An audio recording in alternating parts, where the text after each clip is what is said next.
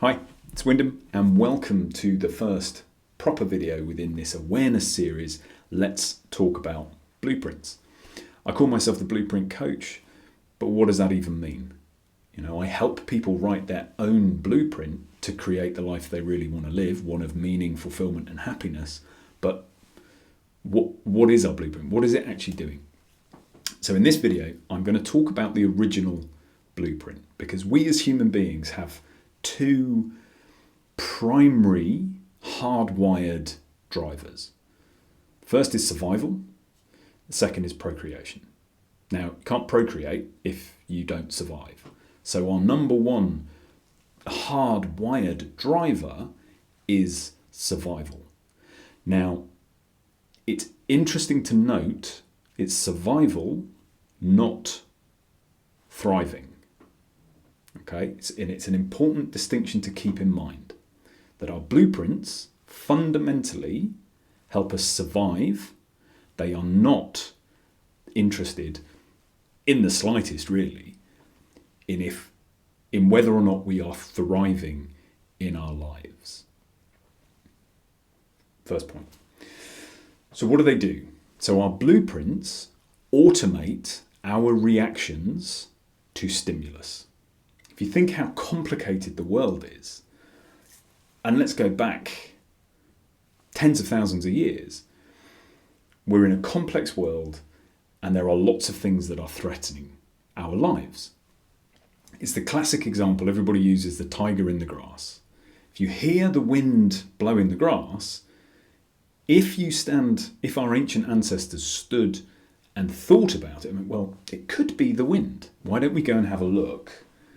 And it's a tiger, then we're going to get eaten. So our blueprint runs the risk assessment and basically says, if we hear wind rustling grass, we are going to assume it is danger to our lives and we are going to act without thinking. So we hear the grass, blueprint kicks in, automatic reaction, run away. We survive to fight another day. And we never have to go back and verify whether there was a tiger in the grass. So the blueprint automates our reaction to stimulus. And that, moving forward into a modern context, is automatic thought, automatic speech, automatic action. Right? We have a sense of ourselves that we are rational and reasonable and logical, but our blueprint is running these things automatically. We are reacting, not responding. And then after the fact, we reflect back and we apply reason and logic. And we think that's how we came to our decision. We didn't. It's all our blueprint reacting automatically. So, what else is required of our ancient relatives? I guess they're relatives, yeah. What else is required of our ancient relatives to survive tens of thousands of years ago? Well, we are tribal species. Okay, one of the reasons we have elevated to superiority in our own view on this planet is because we act collectively. Okay, so we are members of tribes, we are members of groups. Tens of thousands of years ago, our survival depended on us being accepted within a bigger group. If we think if we're on our own, individual endeavour, well, I've only got two eyes, so I can only see threat coming at me from there. If there's a threat behind me, I am much more likely to fall victim and prey and die than if I am a member of a group where there are 100 set of eyes looking for threats and looking to help protect us. So one of our key survival traits is collective endeavour. Really important point coming up. In order to be accepted within the tribe, right, to benefit from that collective endeavour, we have to behave in an acceptable way to the larger group. Okay? If we are entirely selfish and don't pull our weight and prioritize ourselves over everybody else, how does the group benefit from that? It doesn't. So we adapt our behavior even though our own survival instinct is only interested in ourselves. We adapt our behavior because we recognize, historically, that a collective endeavor is going to benefit me, on average, more than me being on my own. Now, those adjusted behaviors I am going to refer to from now on as inclusion criteria. And it's a really important point because every single group we are a part of has inclusion criteria. And the question of whether we adjust who we are or adapt ourselves in order to be included is a question we will need to ask ourselves later down the line if we find ourselves lacking meaning, happiness, fulfillment. So we have inclusion criteria historically.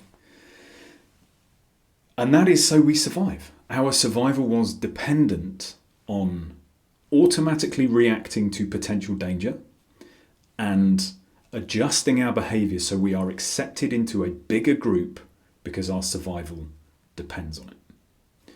So those are the first two really important things about our blueprint.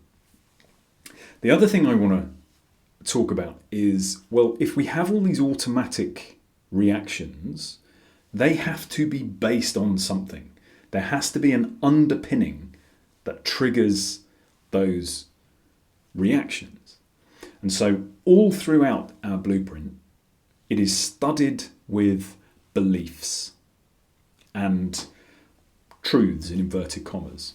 And the important thing to recognize about these beliefs and truths is their primary function is to stabilize our view of the world and, really importantly, our view of ourselves. Okay? These beliefs and truths add predictability and certainty to the world and our view of ourselves so that our blueprint can act automatically. Let me give you an example. So every time I leave the house, I approach the front door, I open the front door, I step out, and I carry on my day. And that is because one of the beliefs studied into my blueprint is that every time I leave the house, nothing bad happens. Okay? So my blueprint doesn't trigger a risk assessment because it's already associated. Leaving the house, nothing bad happens, just carry on. I don't have to think about it. But our beliefs and our truths that stabilize our view of the world are not universal. Take, for example, somebody who suffers from agoraphobia. Now, when they approach the front door, their automatic reaction is completely different to mine. For some reason, at some point, their blueprint has been primed to fear stepping outside the house. So when they look to open the door, all the alarm bells are going off. Their automatic reaction is flooding their system with a fear of threat. Okay? So the beliefs we hold don't have to be true in an objective sense. Their sole function is to stabilize our view of the world and our view of ourselves so that our blueprint can automate as much of our reaction as possible. How does that sound?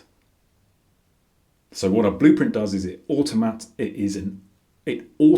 our reactions to stimulus. Its primary driver is survival. In order to survive, we have to be accepted in larger groups, and we adjust our behavior to the inclusion criteria of those groups. The stability that primes the automation is based on our beliefs and our truths as we see them in the world. And those beliefs and truths are solely there to stabilize. They do not objectively have to be true. They just have to support the automation within our blueprint. So that's it. Video 1 done.